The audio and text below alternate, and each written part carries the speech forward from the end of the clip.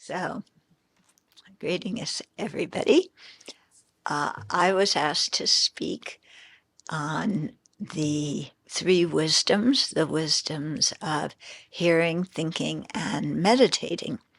Or sometimes it's said the wisdom arisen from hearing, thinking, and meditating, the wisdom derived from hearing, thinking, and meditating. Okay. So we'll get into that topic, but I always like to start talks first with a few minutes silent meditation, just watching the breath so we can calm our mind, and then a few minutes cultivating our motivation, and then we'll get into the talk. Okay? So come back to your breath. Let your breath be relaxed. Don't force it. And just experience your breath. And at the same time, be aware of how it connects you to the rest of the universe.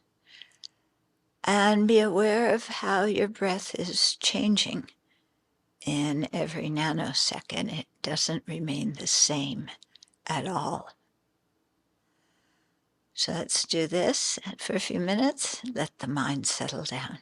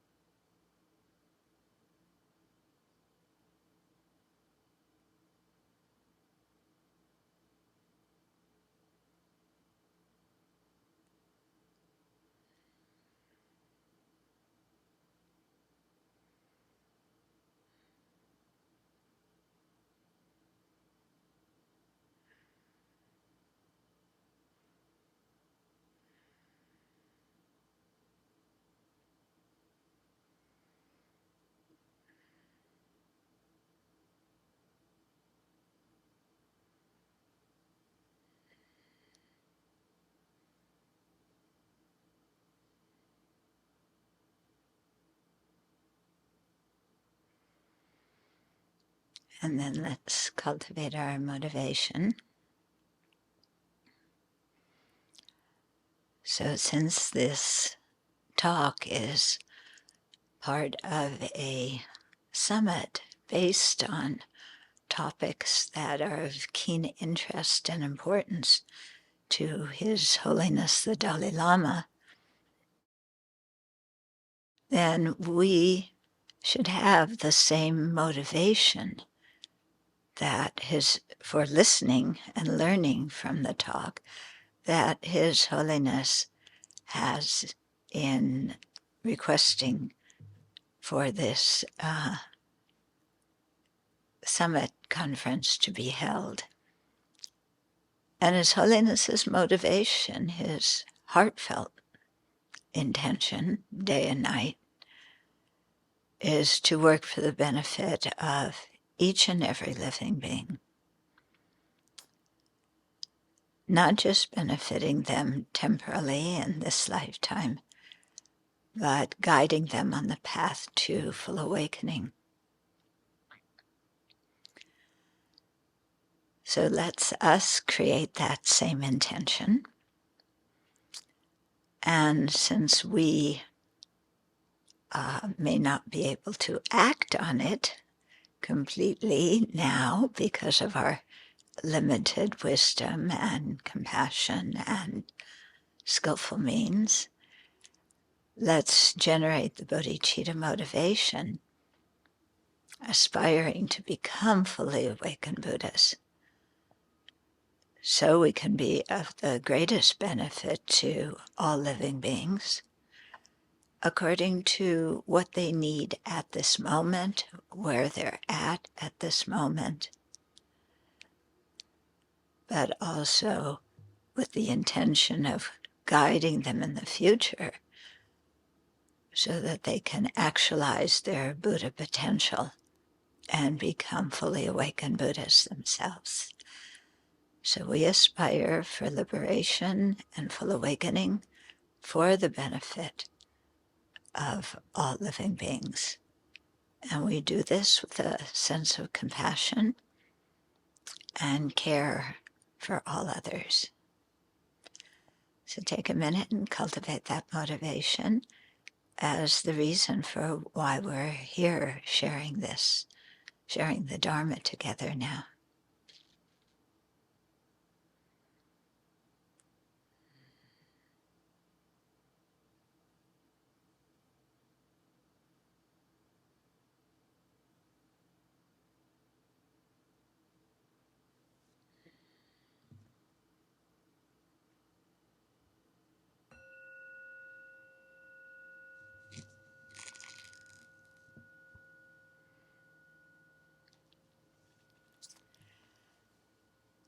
Okay.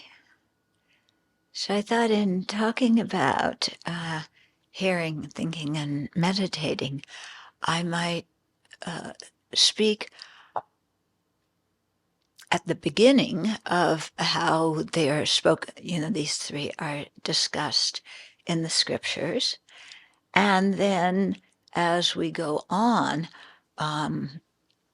talk a little bit more informally about how to put them into our own practice. Okay. So, three. The usual titles are hearing, thinking, meditating. Okay. Now, hearing, it's called hearing because in ancient times, this is how people learned the Dharma.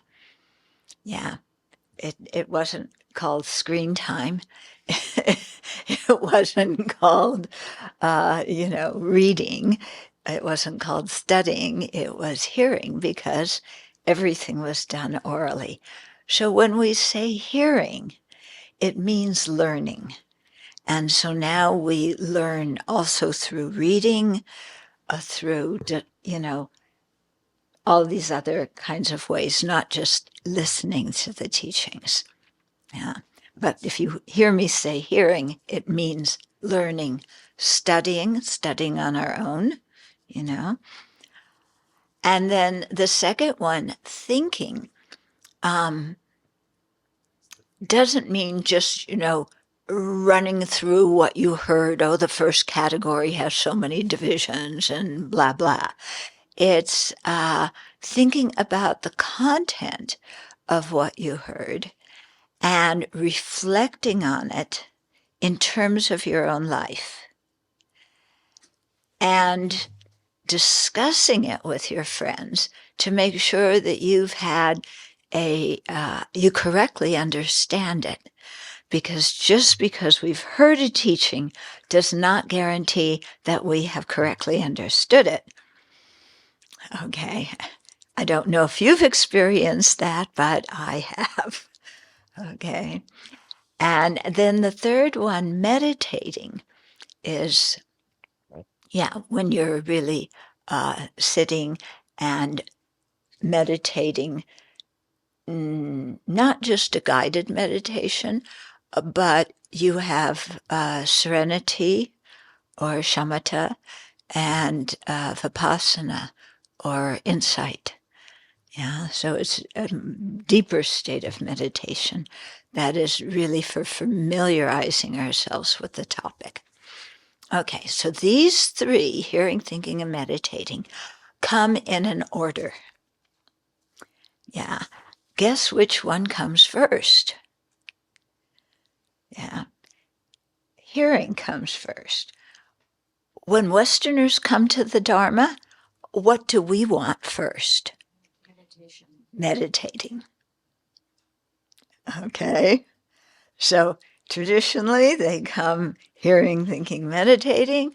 Westerners say, I want meditation. Then maybe I'll hear some things if it's interesting, and maybe I'll reflect on them if I have time.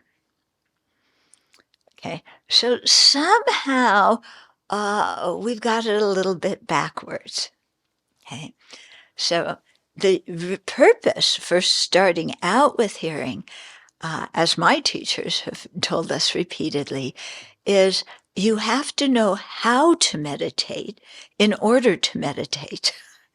And you have to know what the topic of your meditation is, not just some vague something. Okay? So this is why hearing, studying, learning is so important at the beginning, because without it, we just come in with all of our own fancy schmancy ideas and all of our preconceptions of what meditation means. And then we start doing something and having some experiences, and we think, wow, this is great. Or we think, oh, I'm so frustrated. I should be having these fantastic, experiences by now after 3 days, So, if I can tell some personal stories regarding this, when I went to my first meditation course by Lama Thubten Yeshe and Lama Zopa Rinpoche, I knew nothing about meditation, zero. Okay. And they were late coming for the teaching, to give the talk.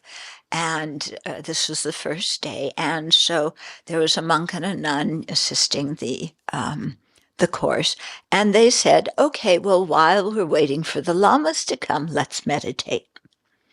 Okay, so there I am, with my long hair down to my waist, big earrings, my peasant blouse. This was in the 70s. My big, full Indian skirt with wild colors everywhere. And I'm sitting in a group of people who all, just cross their legs and start meditating. And I have no idea what to do. Yeah. So I remember seeing in a magazine one time people sitting cross-legged with their hands like this on their knees and kind of like rolling their eyes back in their sockets. So I thought, okay, that must be what meditation is. So I did that. it's a very good way to get a headache, to try and roll your eyes back in the sockets. Thank goodness the lamas came fairly soon. But I'm like this, and like, now what do I do with my mind? Well, they say breathe. Okay.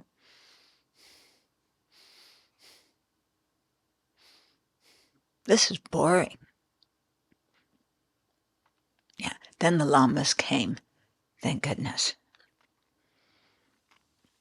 Okay. As it happened, I also went to there was some spiritual community. I grew up in California, so some community, and I went there as a volunteer. I was cooking for them, and I went to the morning meditation. Again, this was before this course, and I absolutely knew nothing, but we were all supposed to go to morning meditation. So I sat down, and they said, once the session starts, do not leave. It disturbs people. It was, I don't know, 45 minutes, an hour meditation. So I sit there.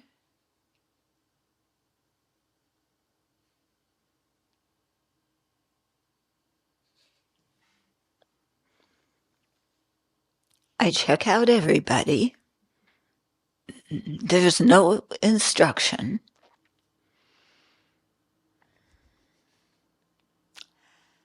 And I'm getting really bored and really tired of this.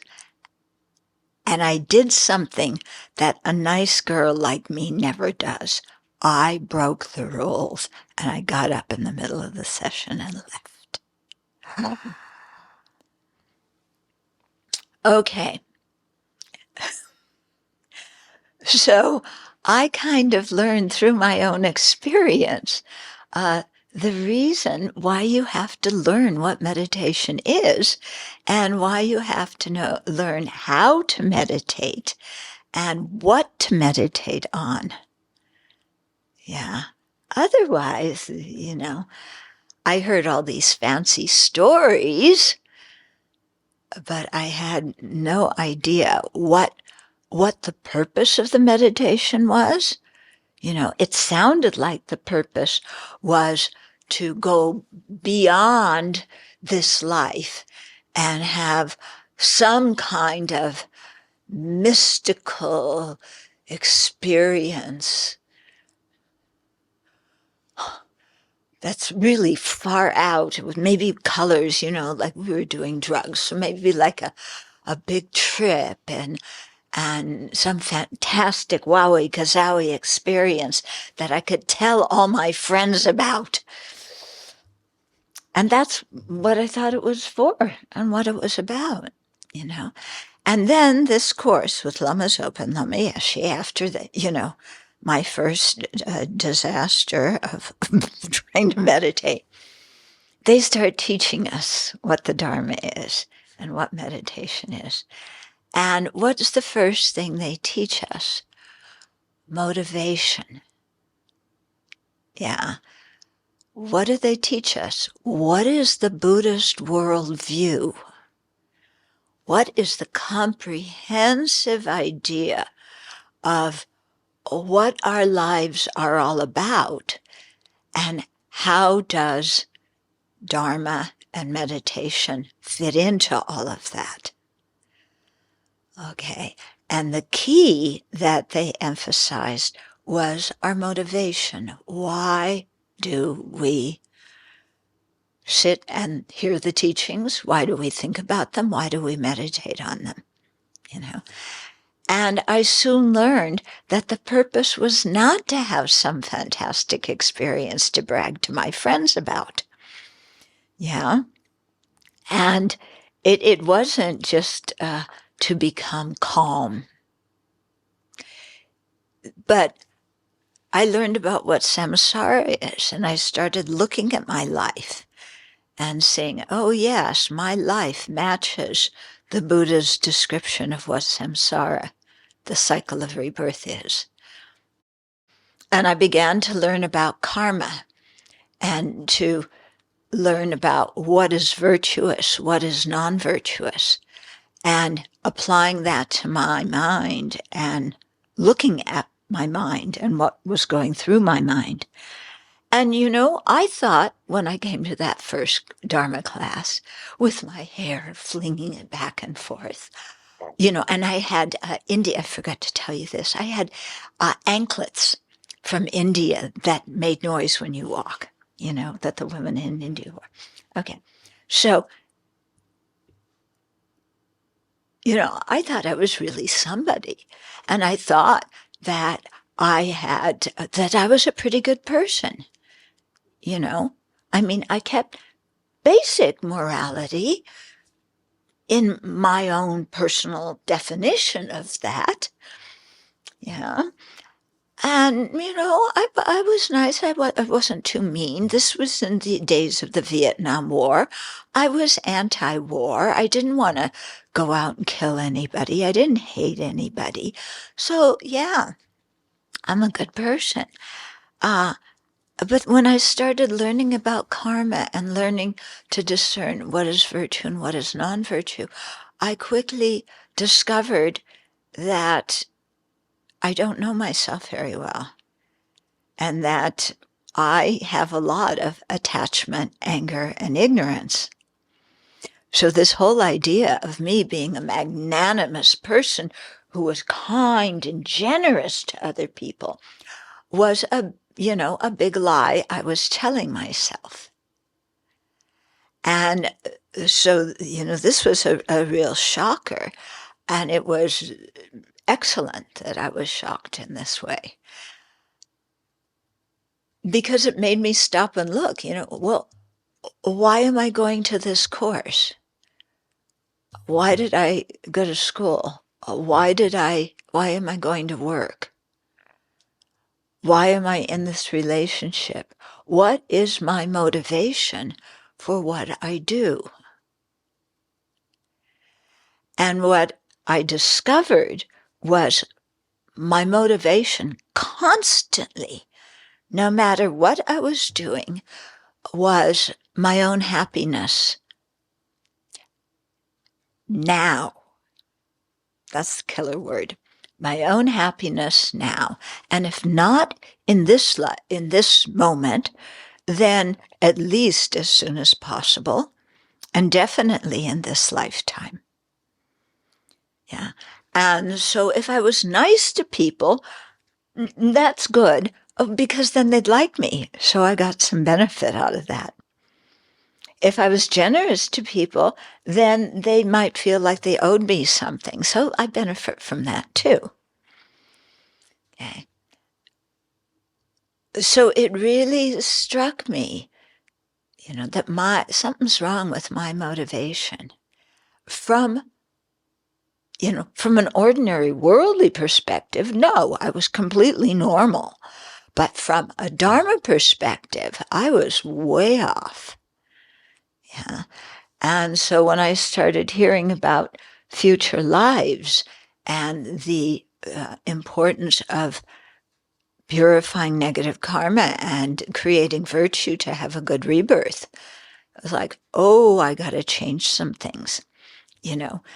When I began to hear about what samsara is and getting off that wheel, oh, now I really have to change some things. And then when I heard, the Mahayana and working for the benefit of all sentient beings, not just as an aid worker in a place where there's poverty or wherever, but to, lead all beings out of samsara, then it's like, oh, this is much bigger than I thought. Yeah. And my teachers hammered into us, the importance of our motivation from the very beginning. Okay. And so that has to be clear when we start our hearing, thinking, and meditating. Yeah. So I'm speaking now as a practitioner. I've been a nun for 45 years. And I'm speaking from that viewpoint. So I'm not speaking from the viewpoint of modern day secular mindfulness. Okay, I'm not speaking from that viewpoint. I'm talking about really following a spiritual path. Yeah. So the motivation really is of utmost importance, because our motivation determines the final result of what we're doing. Yeah. Whether it's just another trip that we're going on in our lives, uh, or if we're really interested in a spiritual practice and a spiritual path and want to have a commitment to follow them. And people are very different in this regard. Yeah.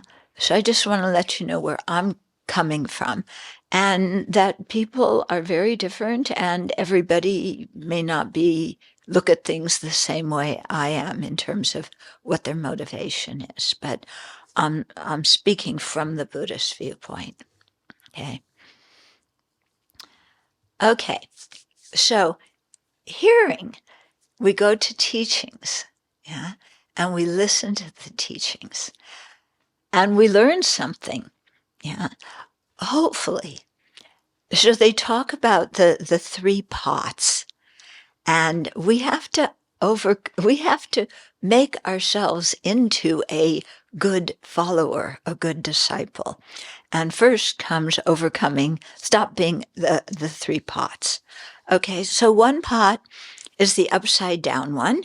You try and pour something delicious into that pot. It doesn't go in because it's upside down. So that's the person who comes to the teachings, and they're totally distracted by looking at everybody, and oh, they have all these nice yoga clothes now and fancy meditation outfits. And oh, there's this good-looking guy back there. Maybe I'll do my walking meditation with him, near him. And yeah, I wonder what they're having for lunch. And yeah, why did they make this building this way? Okay, so none of the Dharma teachings are going in because our mind's totally distracted. Upside down pot. The next pot is right side up, but it has a hole in the bottom. So the Dharma teachings are going in, we're hearing them, but we're not remembering anything.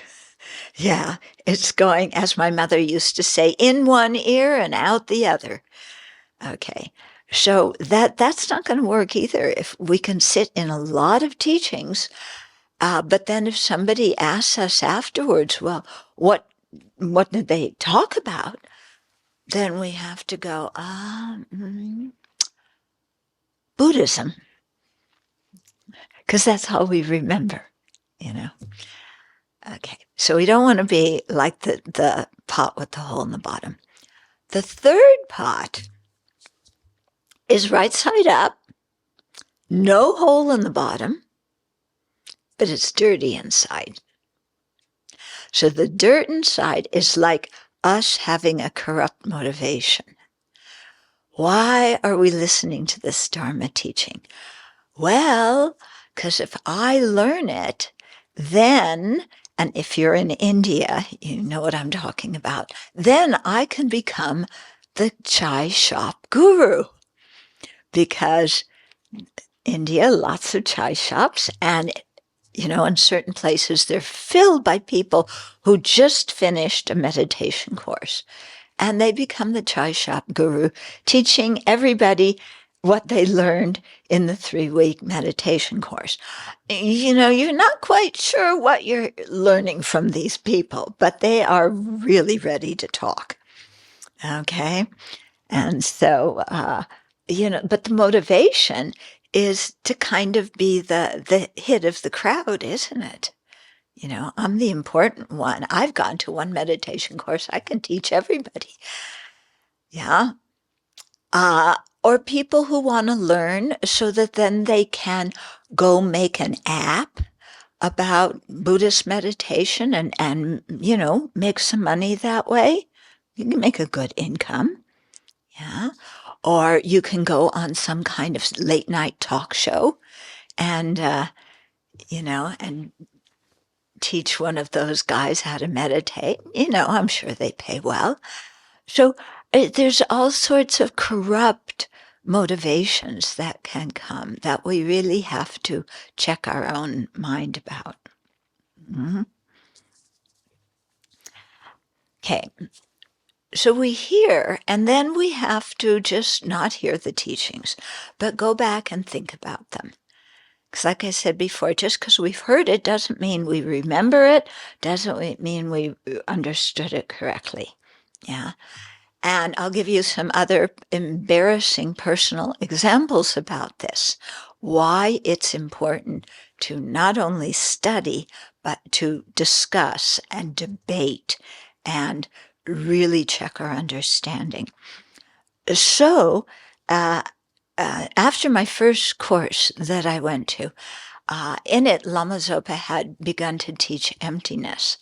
And I thought, wow, I like this topic. I was really interested in it from the beginning. And they were having Sangha exams in those days where a Sangha member had to give a talk and then people asked some questions. And I thought, I wasn't ordained, but I'm going to give a Sangha talk on emptiness.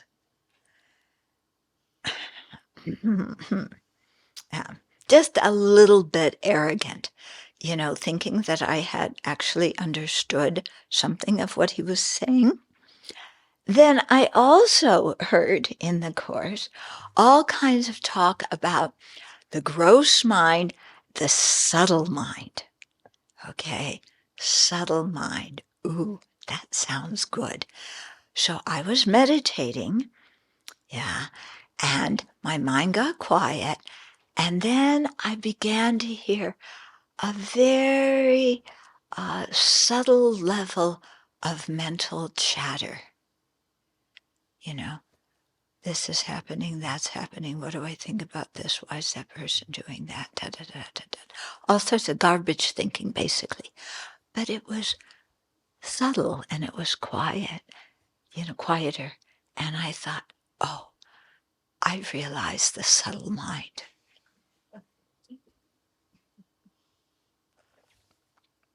I told you I'd tell you some embarrassing stories. Yeah. So, you really need to make sure that you understand things, because we hear all sorts of new terms in the Dharma, and we may not understand the meanings. The teacher may not explain the meanings at that time because they may assume the audience has more background than you personally do. And then we impute our own meanings to these things. And then we think, we're understanding. We're on the path to realizations. You sit and meditate. Oh, here's another thing. I sit and meditate. I can see lots of faces. I can look at carpeting and I see faces in carpeting. I can close my eyes and I see lots of faces. If I turn my mind towards that, it just comes. Yeah. I can look at things and, kind of, make them into some, like Rorschach, those paintings. Yeah. So, so then you start having those things, and then, you think, oh, maybe this is some kind of sign. Maybe I have some kind of power that I don't know about, Yeah, maybe all these faces I'm seeing, there's real people who are coming into my life. Or, we make up some story about experiences. Yeah. Have you noticed that? I mean, we can have all sorts of spiritual experiences that we think are fantastic, that are basically distracted mind. Okay. One of my students told me, this was some years ago, that he was having incredible surges of bliss going up and down his body, that he would go to bed at night and just this bliss, or in the morning, whatever, just blissful feelings. So I asked one of my teachers about that. What do I tell this? How do I help this person? And I described what he said. And Geshe Sopa said, "Oh, it's just sexual energy." Yeah, the person who asked me was really kind of disappointed. He thought, maybe Kundalini was coming up, or he had realized the great bliss in highest class Tantra, or something like this. Okay. So it's really imperative to think about what we heard, make sure we understand it correctly. Yeah. And this is really why I've learned, why I have learned that learning and thinking are really essential, because we need to have a very firm base. Yeah, because Dharma, progress in the Dharma path isn't just about meditation. What the Buddha is doing is he's character building. Okay. He's helping us to build qualities so that we are a person with a good character. Not just to be a person who can go into samadhi at will, but a person who can be a kind sentient being who is beneficial to the world. Yeah.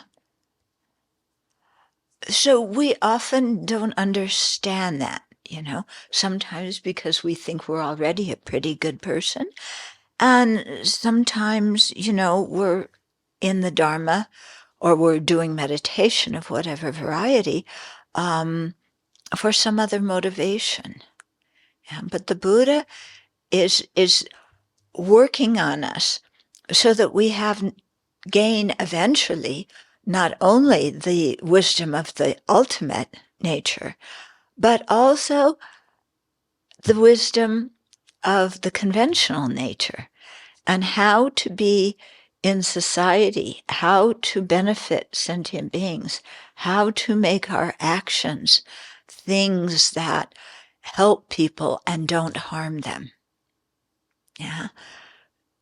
So it's really working on many, many, many levels of us. And His Holiness Dalai Lama often says that our mind is very complicated and many things going on in our mind, many aspects of ourselves to develop. And so we need to know different topics and we need to know different kinds of meditation. He said that one meditation technique will not do it all. Okay. Now we may think, oh, but if I realize emptiness, the ultimate nature, that is what, shatters samsara and will take me to liberation and awakening. Yes, that's the final ultimate antidote. But yeah, it may take us a while to realize emptiness directly, even to correctly realize it inferentially, even to have a correct assumption about it. Yeah, so in the meantime, we need to learn all sorts of other Dharma antidotes to deal with our mind so that we don't live our life like a bull in a china shop. Yeah, just kind of not caring about the effects of our actions on anybody else. Okay. And so really understanding what the path is and what we're trying to get to. Yeah. And so an understanding of the Buddhist worldview is really imperative in that regard. I once heard a story of somebody from another religion who were clergy in another religion, who did a Zen retreat. And they just started with Zen meditation, not the background, anything like that, just Zen meditation. They did a Zen retreat, and they came out with the conclusion that God exists. Now, actually, that isn't the intention the Buddha had when he taught Zen meditation, because Buddhism goes through, the Buddhist sages go through a lot to really refute the idea of a creator God. Yeah. So if you don't have the background necessary, the philosophical background necessary, you may know a meditation technique, but come out with a conclusion that is not according to what the Buddha taught. Okay. The conclusion may help you as an individual. I'm sure that person was very happy that they gained more conviction in the presence of God. They were clergy that was teaching that, so I'm sure they were happier. That retreat benefited them. But what I'm saying is it wasn't the conclusion that Buddhist meditation is going towards. Okay. So a little bit more formally about what these three wisdoms are. Okay. So wisdom from hearing. You hear teachings or you read teachings or whatever. Nowadays, and I have to take a little detour to say this, because hearing teachings has become, I think people don't, ever since COVID, they don't appreciate hearing teachings from somebody who practices as much. Yeah. They used to go to Dharma centers or temples or whatever to hear teachings. But since COVID and things are streamed live, you can stay at home. You don't have to drive a half an hour to go hear a teaching. You can sit in your nice comfy chair, put your feet up, have a drink, sit back and relax and listen to click your thing and you're listening to, somebody talk about, the ultimate nature of reality and, you gotta have a correct syllogism and the 3 criteria for a correct syllogism.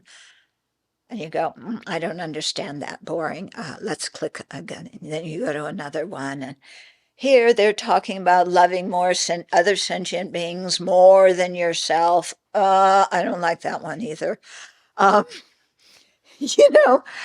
then, you want to get up and stretch. So you finally find something you want to listen to. You get up, you stretch, you walk around, you bring back some cookies, you sit down, you munch your cookies while the teacher's talking about non-attachment. Yeah. And, yes, it's more convenient to watch it online, but you miss so much. Just even the formality of having to sit up straight during a teaching and not lie down. Although I must say, sometimes when I teach in India, you get the young travelers that are, they really stretch out, this, with their hand like this. Okay. Yeah. But also in a formal situation where you have to be mindful of how you're sitting, you can't sit and chit chat with your neighbors. You can't pass notes back and forth like, hey, do you want to go to the tea shop after teachings?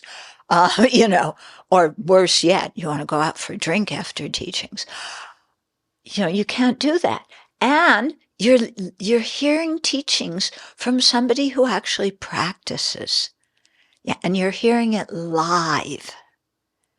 And it's so different than, if you live far away from a center, yes, watch online because you've got to get the teaching somehow.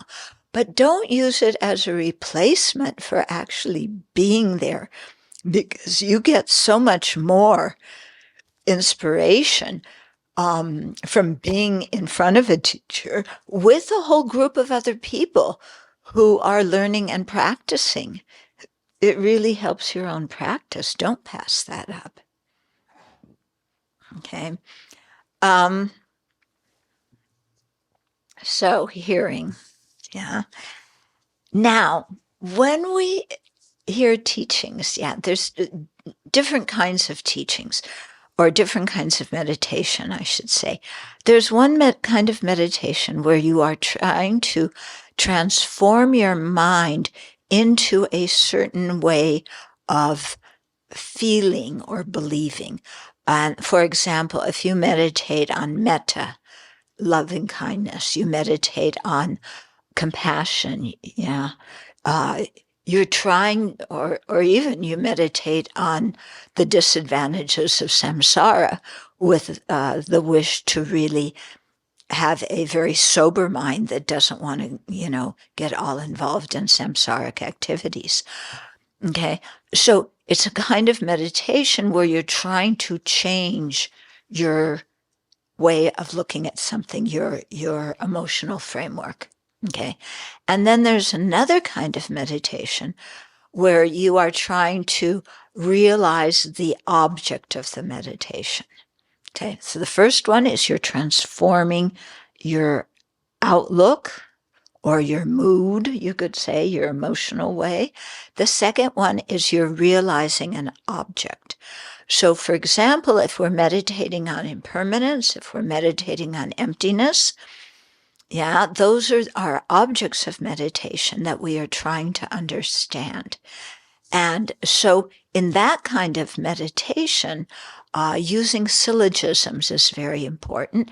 And using a syllogism, a certain way of presenting a concept, the idea being that if you understand the syllogism well and really deeply, then you can see that object in a totally different way than you ever saw it before.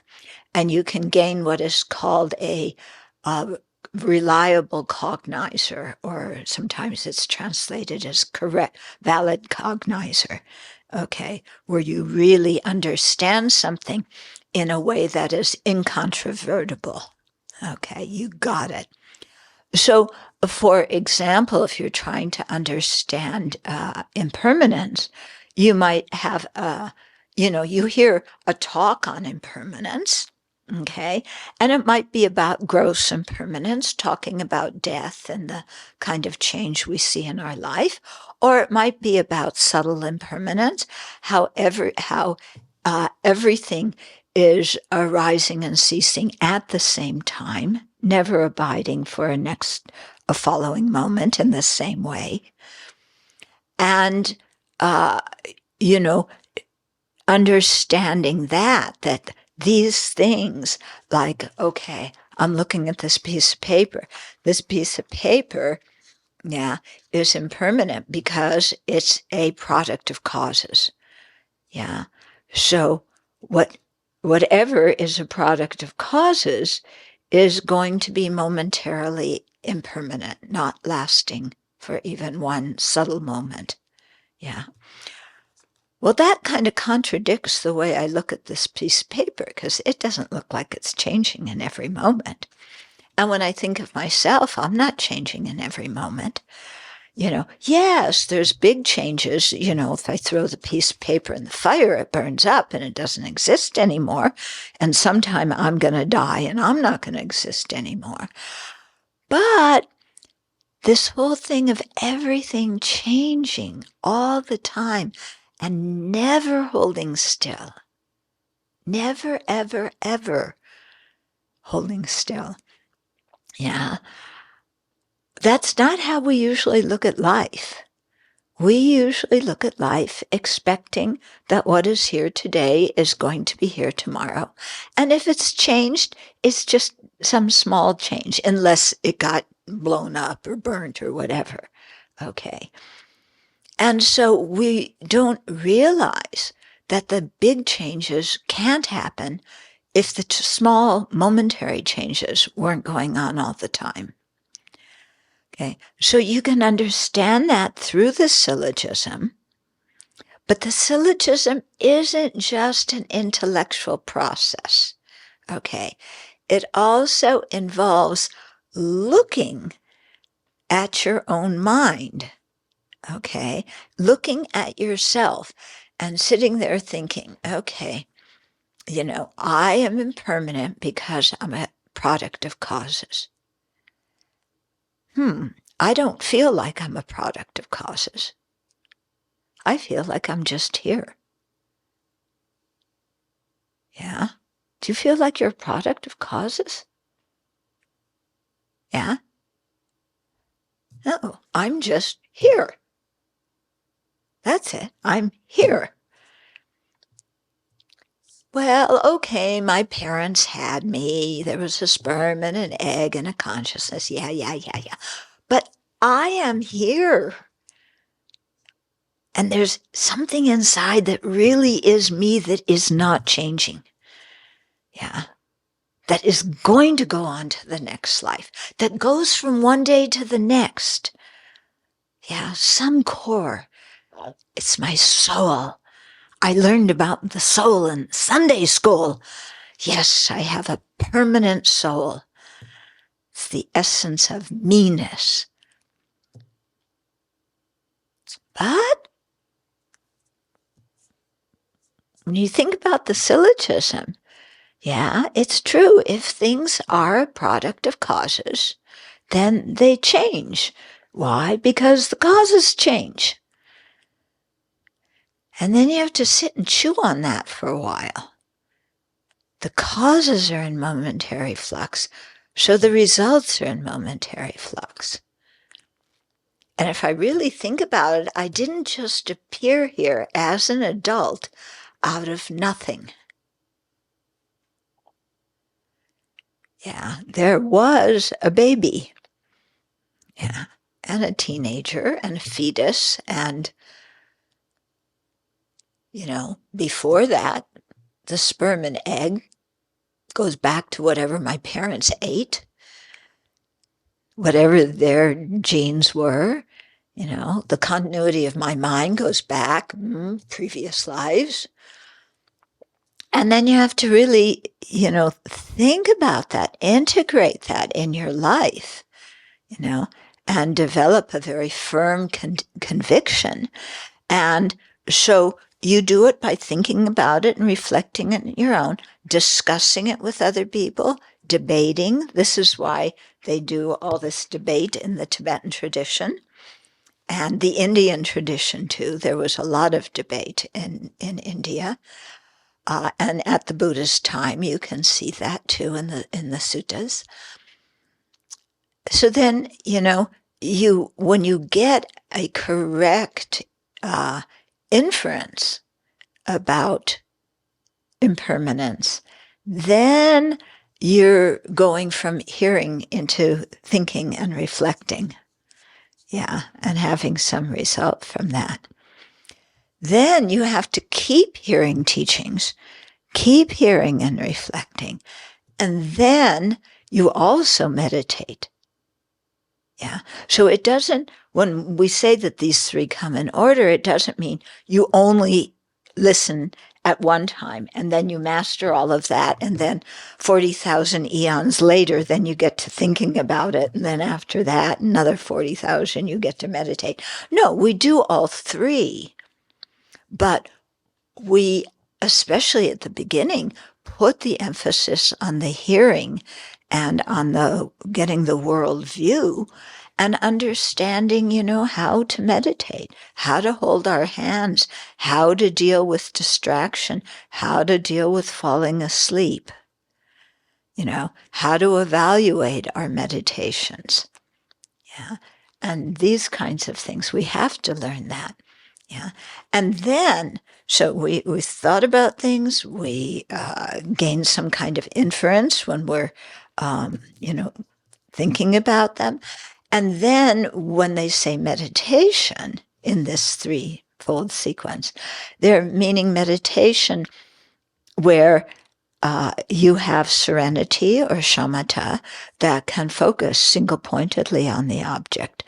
And that is combined with the insight, the wisdom aspect that thoroughly understands the object. And when you can combine that such that the stabilizing meditation, the single-pointedness of your serenity, doesn't interfere with the analysis of your wisdom mind. And the analysis doesn't interfere with the stability of your serenity. And in fact, when the analysis sparks the mental factor of pliancy in your meditation so that you really unify shamatha and vipassana, really unify serenity and insight, then that's the wisdom coming from meditation. According to some people define that wisdom as a very, very a deep meditative state. They don't say that it has to be a union of serenity and insight, but it's close around that. No matter which way which kind of school you adhere to. Okay, and so the meditation. Yeah, the word meditation is the same verbal root as familiarize. And so that's what we're trying to do, is familiarize ourselves with what we have heard, what we have thought about, and gained a proper, correct understanding of, even an inferential, reliable cognizer of. And then to really familiarize our mind with that, drench our mind with that understanding, with that knowledge of, let's say, impermanence or emptiness. Yeah. And then that really has a very profound effect on our mind. Yeah. I mean, can you imagine going through your day with just an awareness of the transient, the momentary transient of everyone and everything that you're seeing? Yeah. If you really understood that, would you get as mad as you do? Would you get as attached as you do? No. Okay. So I just looked at the clock and I better be quiet. Time is up. But this is, I hope, a bit of an introduction to the three wisdoms that arise from hearing, thinking, and meditating. So let's close with dedicating our merit. So we started with a good motivation to become a Buddha for the benefit of all beings, no matter how long it takes.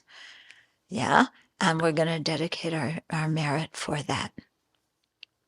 Okay, so let's do a very short meditation on the topic of the three wisdoms.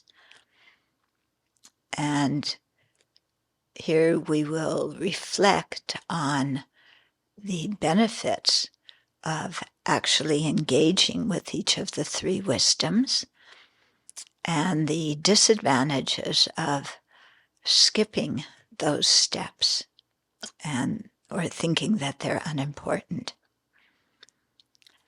So let's begin just by breathing for a little short time, calm the mind.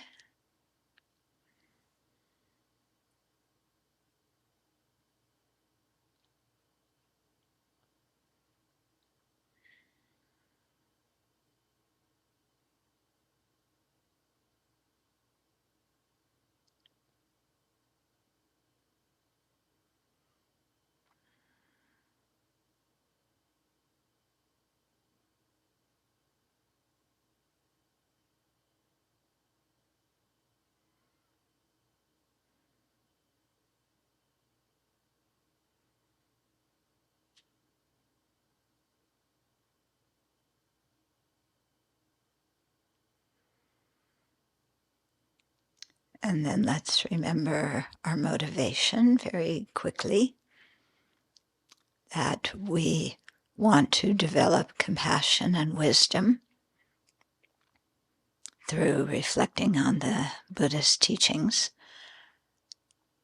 so that we can become a kind and wise person, and in the long term attain full awakening, so we can really contribute in a beneficial way to society and to the well-being of each and every living being. So take a moment and generate that motivation for doing the meditation.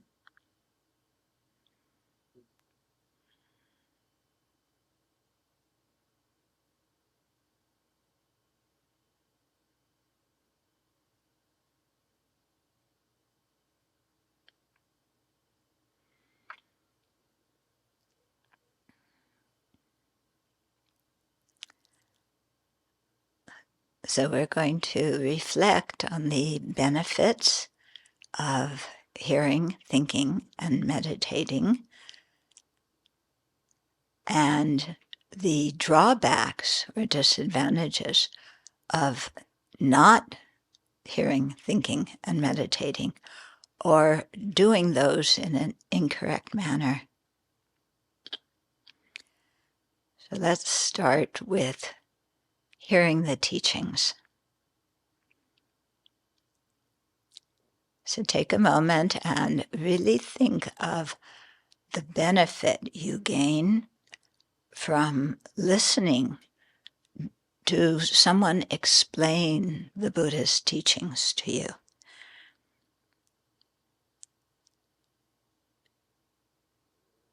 Somebody who knows the teachings well can explain them well, so that you have the confidence that you are learning what the Buddha taught. And the benefit coming from that of then having a clear idea of what our present life situation is, having a clear idea of our potential and the spiritual realizations that we can gain, and also having a clear idea of the path to get from where we are now to those resultant realizations. And how if you learn from reading or hearing and studying, if you learn about this, how you're really establishing a good foundation for your spiritual practice. So contemplate that for a little bit.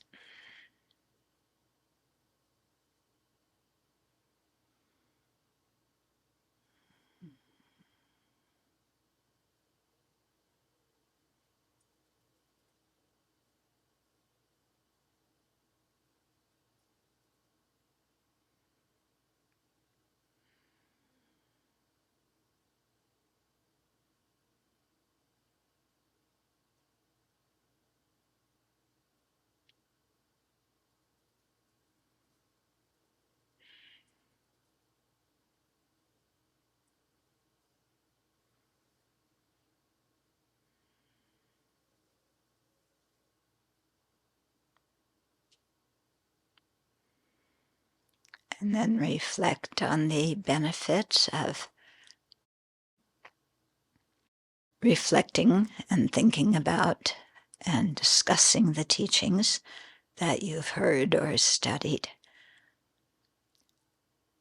And this process of reflecting yourself and also discussing or debating with your friends really refines your understanding of the topic, because it's very easy for us to misunderstand things or give a meaning to a certain word or concept that is not what the Buddha meant.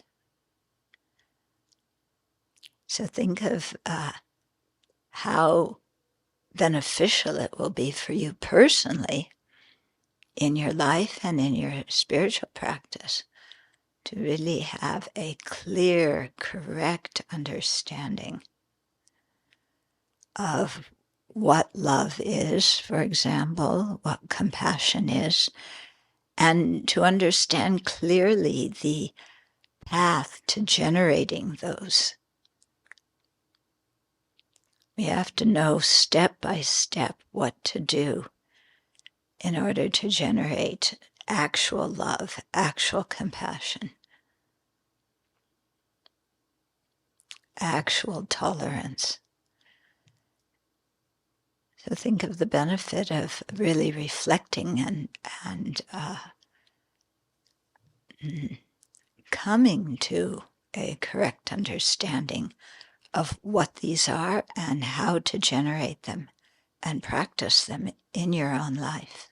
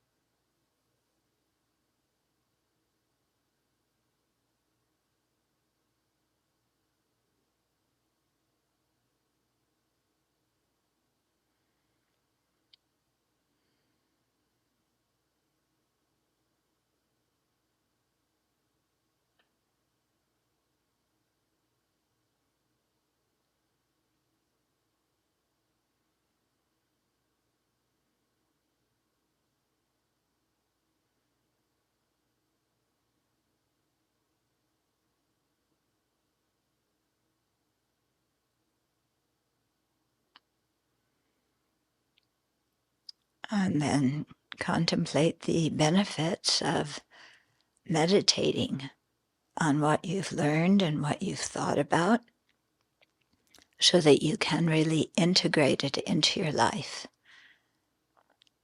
And so this comes really through applying what you've heard and thought about to your own life and practicing in your meditation, adjusting how you look at things, how you relate to things so that you have a more realistic view and a more compassionate and beneficial view.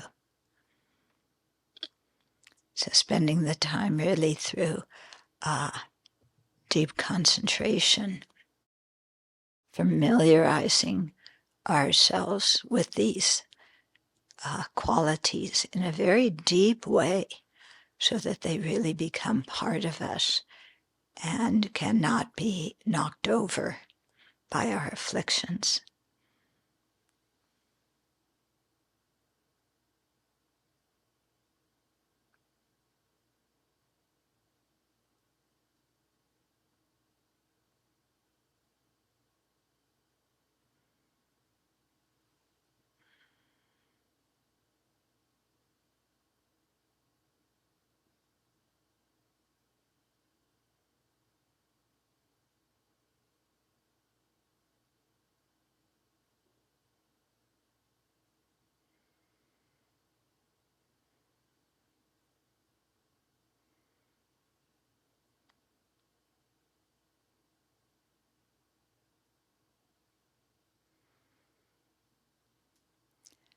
And on the other hand, think of what happens if you don't hear the teachings and just jump ahead and make up your own meditations. Or if we don't reflect on the teachings and again jump ahead and think that we understand the goal of our meditations when we really don't. So that could be a big drawback. We waste a lot of time, and then we can develop concentration on things that don't exist, or things that are not very beneficial qualities. So seeing the benefits and the disadvantages make a strong determination to hear, reflect, and meditate in a correct way so that you can really follow the path without making a lot of painful detours.